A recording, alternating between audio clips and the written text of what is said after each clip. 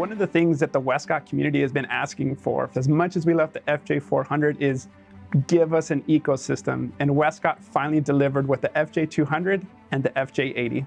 When I saw the FJ200, I was super excited to test it out, but I had two questions about the light, which was, how was the bulb design gonna perform using a softbox? And also, could this little light perform in this bright Texas sun?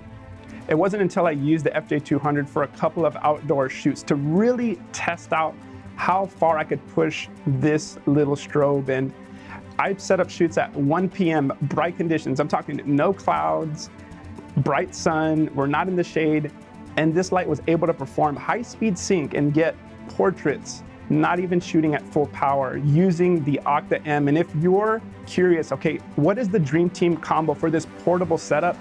An FJ200 and an Octa-M, you're gonna get super awesome results, but in a portable factor. One of the most exciting things about this FJ200 strobe is that it's the fastest recycled 200-watt strobe. And that's very important for my style of work, especially when you're working in conditions where that beautiful sun is there and you gotta work the shot, or when you're using smoke bombs and you're getting as much variety as possible. That fast recycle time is what you need in order to capture an epic shot.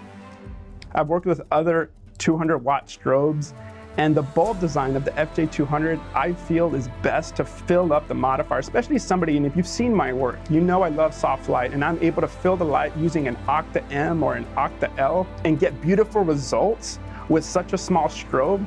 There's no compromise going down to a smaller strobe.